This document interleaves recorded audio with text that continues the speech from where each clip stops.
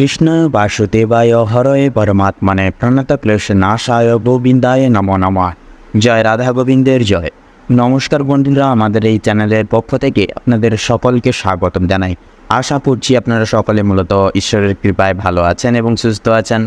কালপুরুষের রাশিচক্রের সপ্তম বিভাগের রাশি এবং শুক্র গ্রহ দ্বারা বিভাজিত গুণসমৃদ্ধিপূর্বক রাশি তুলা রাশি এবং তুলা লগ্ন অনুমোদিত এবং বিবৃতি করে তুলে ধরে সম্ভাব্য জুলাই মাসের 10 জুলাই থেকে পুরোপুরি 25 জুলাই অর্থাৎ এই 2025 সালের মধ্যমার্থের এই বিস্তীর্ণ সময়কালটি তুলা লগ্নের জাতক জাতিকাদের এক ঐতিহ্যবাহী এক গুরুত্বপূর্ণ সময়সূচি হতে চলেছে।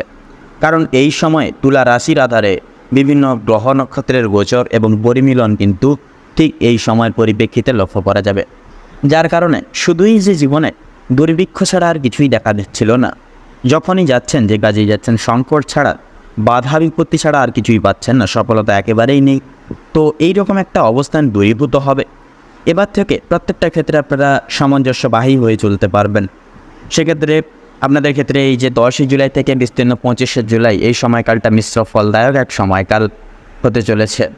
বিভিন্ন গ্রহের অবস্থান কর্মক্ষেত্র, আর্থিক অবস্থা, প্রেম, দাম্পত্য, স্বাস্থ্য এবং মানসিক অবস্থার উপর বিশেষভাবে কিন্তু প্রভাব ফেলবে। তো বন্ধুরা, মূলত তুলা রাশি এবং তুলা লগ্নের জাতক জাতিকাগণ যদি আপনারা হয়ে থাকেন, তবে অবশ্যই আজকের এই ভিডিওটি আপনাদের জন্য এক গুরুত্বপূর্ণ ভূমিকা, ঐতিহ্যবাহী ভূমিকা জীবনে পালন করতে চলেছে।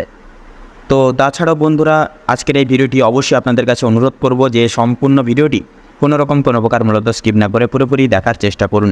আশা করছি আপনাদের নিম্নলিখিত সময় আপনাদের বিফলে যাবে না, আপনারা অনেকটাই কিন্তু উপকৃত হতে পারবেন।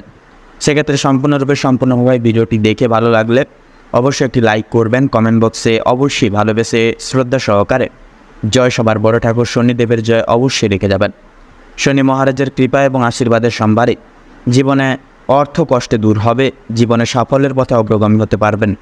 তাছাড়াও বন্ধুরা, অবশ্যই ভিডিওটি আপন বন্ধুদের সাথে শেয়ার করে অবশ্যই চ্যানেলটিকে সাবস্ক্রাইব করে রাখবেন, যাতে করে এরকম আরও আপডেটযুক্ত ভিডিও সবার আগে সবার প্রথমে পৌঁছে যেতে পারে আপনাদের কাছে।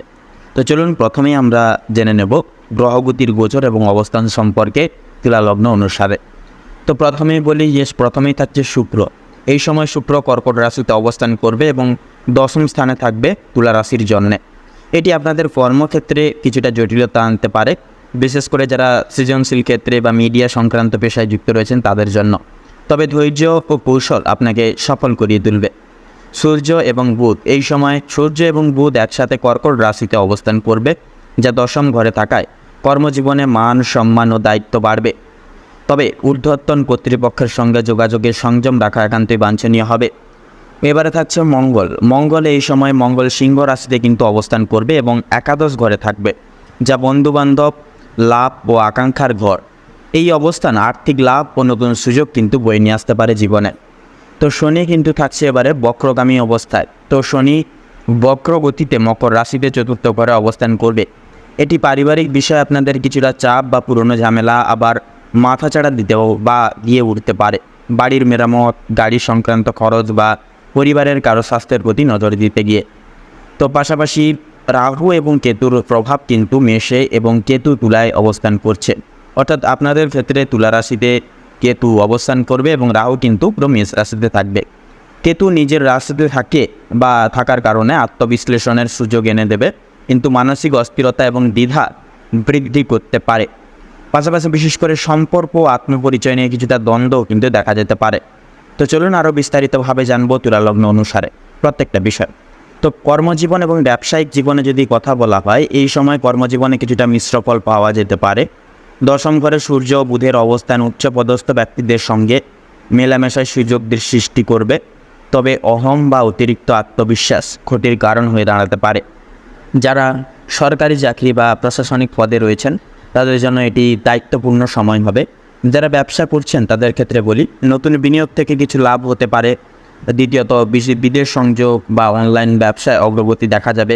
তৃতীয়ত কিন্তু অংশীদারিত্বে ব্যবসা করলে বিশ্বাসভঙ্গের সম্ভাবনা থাকায় কিন্তু সতর্কতা একান্তই থাকা জরুরি হবে।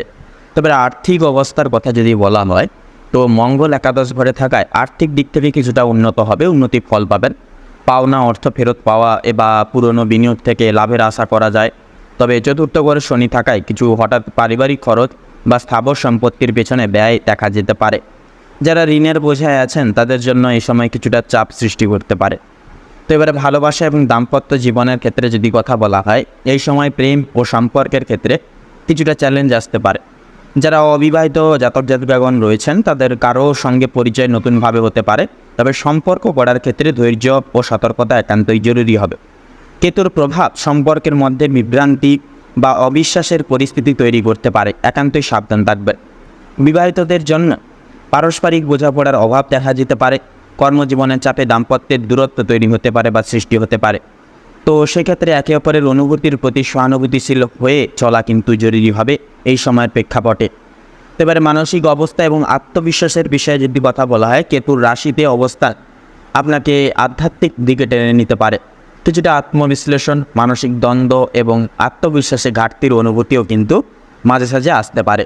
সেহেতু মেডিটেশন বা আত্মজ্ঞানমূলক কর্মকাণ্ডে একান্তই মনোযোগ দিন, এতে মানসিক স্থিতি ফিরবে। যে কোনো সিদ্ধান্ত নেওয়ার আগে একাধিকবার ভেবে নেওয়া কিন্তু বাঞ্ছনীয় হয়ে উঠবে। তো এবারে স্বাস্থ্যর বিষয়ে যদি কথা বলা হয়, স্বাস্থ্যের দিক থেকে এই সময়টা কিছুটা সতর্কতা অবলম্বন করে চলতে হবে। কফ, ঠান্ডা, গলা ব্যথা, পিঠের সমস্যা কিংবা মাইগ্রেন সমস্যা প্রভৃতি সমস্যা কিন্তু দেখা দিতে পারে।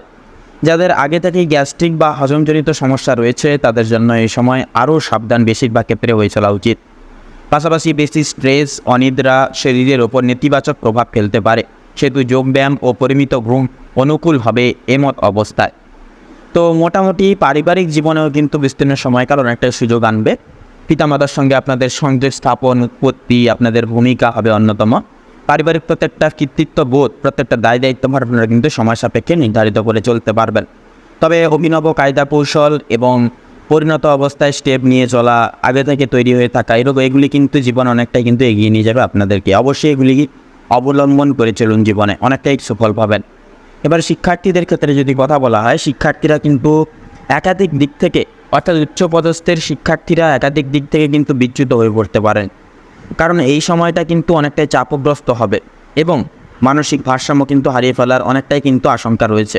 তো যার কারণে কিন্তু অনেকটাই পথ থেকে বিচ্যুত হয়ে পড়তে পারেন। তাই অবশ্যই বলবো বন্ধুরা যে এই সময়কালে অবশ্যই নিজেদের গন্তব্যস্থল এবং নিজেদের কর্মক্ষেত্রের বা নিজেদের দায় দায়িত্বের ওপর বিশেষ মনোযোগ মন্তব্য রেখে চলুন, অনেকটাই কিন্তু মঙ্গল হবে আপনাদের ক্ষেত্রে।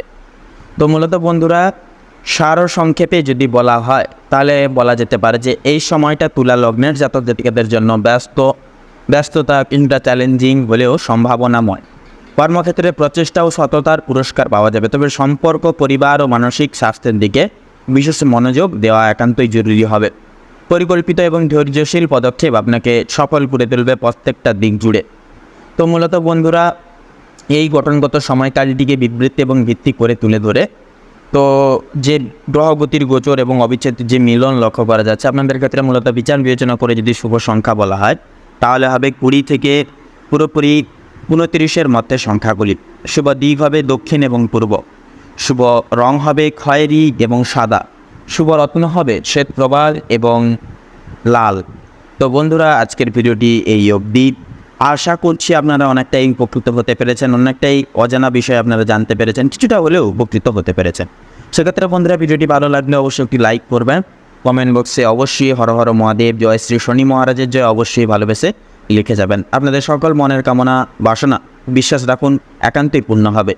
পাশাপাশি অবশ্যই চ্যানেলটিকে সাবস্ক্রাইব করে ভিডিওটিতে একটি লাইক করে অবশ্যই যাবেন।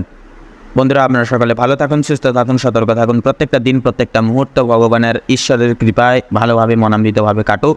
এই সম্ভাব্য সময়কাল অর্থনৈতিক লাভের ক্ষেত্রে উপযুক্ত সময়কাল হয়ে উঠুক, মানুষের শান্তি প্রদান করুক। নমস্কার।